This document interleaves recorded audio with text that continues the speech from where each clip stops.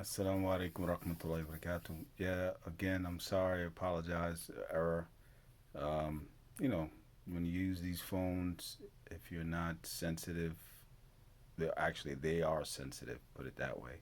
But if you're not being aware of their sensitivity, you press the button off and everything while you're moving around. As I get to learn a little bit more with the technology, maybe I can get one of them, what do you call it, selfie sticks and stuff like that. But till then, I'm old school with my way right now. So. But anyway, basically, back to the debate. We're gonna let this is number, I think, number 3 or number 4, video number 4, and part 4, and we're gonna let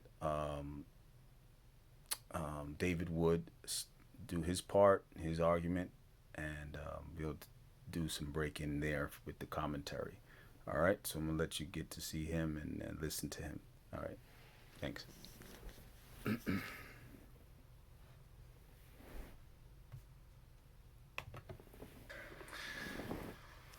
right, well, good evening. I'd like to thank Mohammed Hijab for challenging me to this debate and for crossing the Atlantic Ocean so that we can share our thoughts with you. I'd also like to thank Grassroots Dawa and the Muslim Students Association and all the other groups that were involved in organizing and planning and hosting. My prediction is that tonight will be what young people call epic. See? Now, what's the difference between the Trinity and Tawheed? Well, one is admittedly so utterly confusing that people wonder how it can possibly be true. The other is the Trinity. Yes, you're going to find out that I think that the doctrine of Tawheed, which oddly enough we didn't hear much about in Muhammad Hijab's opening statement, I'm convinced that the doctrine of Tawheed, at least as it was taught by Muhammad, is vastly more confusing than we hear about today. So let's compare them, and we'll start with the Trinity. Why do Christians believe in the doctrine of the Trinity? We believe it because we are forced into this view. Now, on that part where he was talking about the Trinity, well, we'll leave it at that with the Trinity, but let me go back to the first part of when he was saying that Muhammad, the brother Muhammad Hijab, left out speaking on the Tawheed, and he basically, mentioned what he needed to mention. Uh, this is a debate, and you have to bring your argument against that which you are making a versus against. So it's Tawheed versus the Trinity. So he's making an argument against. So his basic focus, main focus, or any of the debaters' main focus is supposed to be the against part. The against who? Against the other side. So that's what he based and his main focused on was to speak against the Trinity and its origin and so forth as what he comes with. So he didn't have to spend a lot of time on Tawheed. He basically brought the basic understanding, which means the oneness or the singling out Allah in worship, and then how he spoke about Allah's prophets, like Isa included, Jesus included, that they never brought or never came with other than Tawheed. And they did not come with polytheism. They did not come with the Trinity as it came to be known later on in his argument. And it was spoken about the fallacies and inconsistencies and the weakness and there was no real firm basis. So now, on the leave off on the point that he stopped at, or that we stopped at, that I stopped at, he said that they were forced, or the Christians are forced to, they had no choice but to accept this triune God the way that the Trinity teaches it. And this is a fallacy. I mean, from even my true experience, and I know even my family, they could speak for themselves. None of us from my family, I've lived and I grew up in a open Catholic Christian family. They were real open. Okay, even my grandfather, who's the main lead of that family, the Pews, as we know, my last name is Pew. He didn't frequent the church. He wasn't a church goer like that. He went to the church when it was time for holidays or special occasions, weddings and stuff like that. But other than that, my grandpa, he'd never frequent the church. And he was a good man, basically, in God's eyes of what we say is good. But he wasn't a churchgoer, and that's just the honest truth for me. And then a lot of my family, his children, my father, and them, they know. And so, and of course, no disrespect.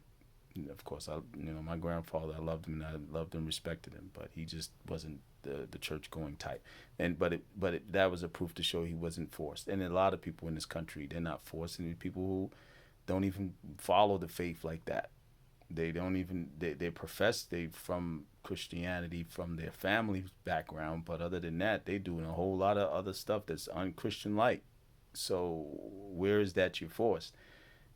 That's a fallacy. That's not the correct statement to use. If maybe he made an error in that, but that's just how he brought it. Okay, let's go back to him and let him speak on and further go on with the commentary.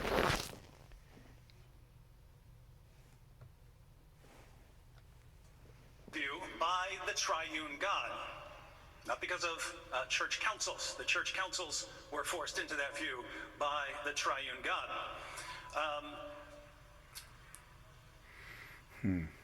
For Christians, we have a certain amount of data that we work with. Everyone has some data, right? We look around, we see the world, we see that it's organized in certain ways, we know that there's a moral law. There are hundreds of millions of people in the world today who believe that they have witnessed miracles. All of this helps us formulate a concept of God. But Christians also have the scriptures, the Old Testament and the New Testament. And when we start reading the scriptures, things get very interesting very quickly. So these are the first two verses of the Bible, long before Christians came along. In the beginning, God created the heavens and the earth was without form and void, and darkness was over the face of the deep. And the Spirit of God was hovering over the face of the waters. So we've got God, but then there's a distinction. It says, and the Spirit of God was hovering over the face of the waters. Later in the same chapter, the opening chapter of the Bible, verse 26, we read, then God said, let us make man in our image, after our likeness. Now, two obvious questions. One, who was he talking to? And two, why does he say, let us, plural, make man, plural, make man in our, plural, image?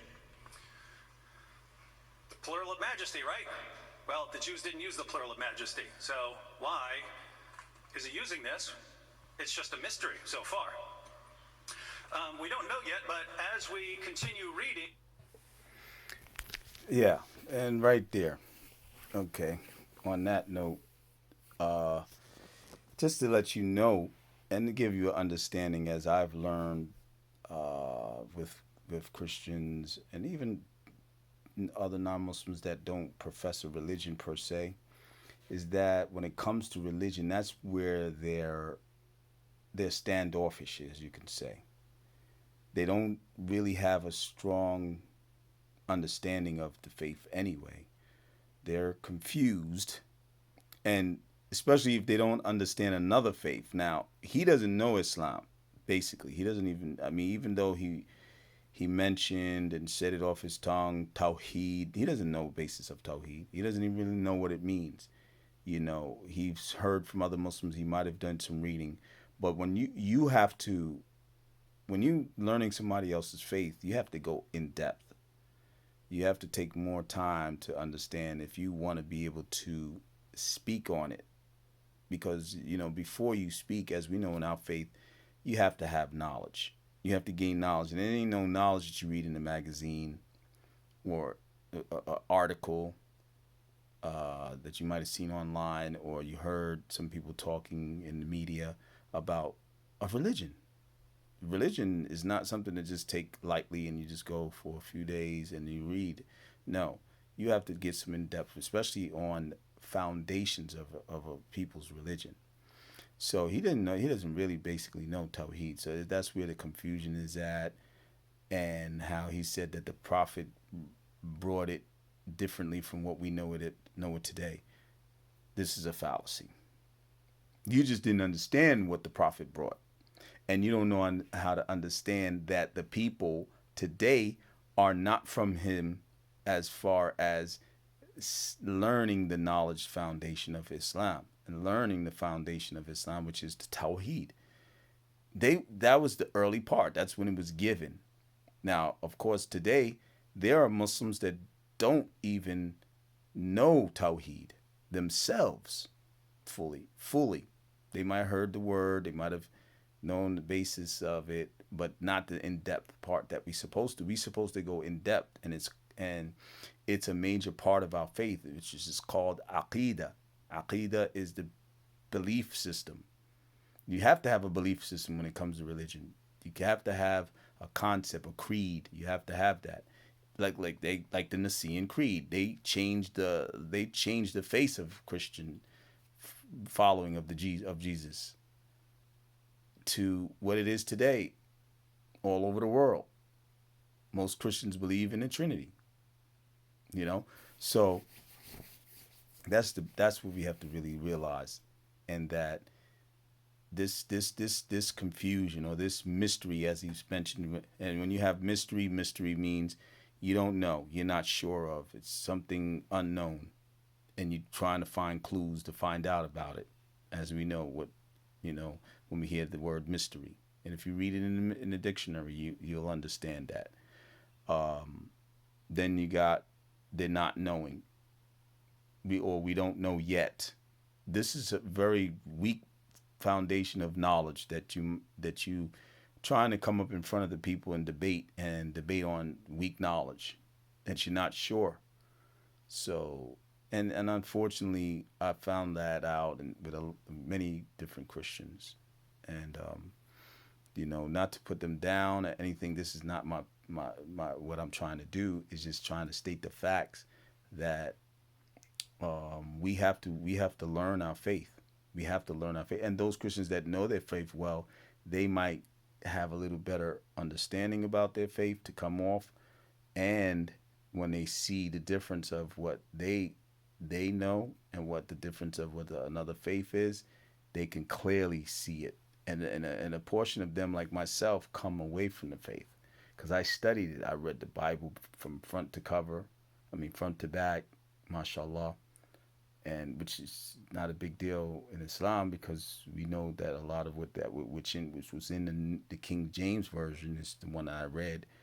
There's a lot of fallacy and inconsistencies of in relation to the word of Isa, and that Allah sent the word to him in the New Testament, but then before that is the Old Testament, and several fallacies there too, But basically, let me go back. I'm losing the screen, and then try to let him finish up, and then I'm gonna close this video out, and then try to go to the next one. All right. The mystery gets deeper. In Isaiah 9:6, the prophet delivers a prophecy. For to us a child is born, to us a son is given, and the government shall be upon his shoulder. And his name shall be called Wonderful Counselor, Mighty God, Father of Eternity, Prince of Peace. A child is born, a son is given, and this child is said to be the mighty God. How is a child going to be the mighty God? In Isaiah... Now, did that really come to be, or did they really say that? And he said it was in Isaiah. So people, you do your research and you find out for yourself. From what I know, I don't know any place that mentions that this person was going to be the mighty God. Now, what I know how they do, and I've learned through the versions, words were differently worded, especially with the different languages, because the main language that any of these words were given in, the main two languages, I could say that first, with the Gospels of Isa, of Jesus was Amharic, or Amharic. That if I said it correct, if I'm saying it correctly, which is a dialectal language, or dialect that was just like it's a derivative of Arabic and Hebrew together, but only a chosen few people spoke it, and those were the people amongst Isa alayhi salam. I think it derives in Syria, and they still speak it there. But anyway, back to the point. Um, I don't believe that, and I don't think many people know or have ever heard that he was mentioned as a mighty God. He was mentioned as him being the son, and then even that can be argued against because there's certain parts of the Bibles that don't have no begotten son. And then it's put there and it's highlighted in some of these Bibles because they want to press the people and you know uh, condition them. And this is how things went on with the Christian church, especially the Catholic church. It was a conditioning over time because they had to suppress the original teachings because the original teachings was geared for a chosen few of people. Isa really was sent to his own people. He wasn't sent to the, as they call them, the infidels or the other non Jewish people. He was sent to his people mainly to get them right and to bring them back to worshiping Allah and worshiping God and correctly following and living their lives righteously. You know. Okay, so we're gonna cut this video uh, and go to another one for try to finish up David Wood, his argument, and thumbs up, subscribe, and even share if you can. I appreciate it.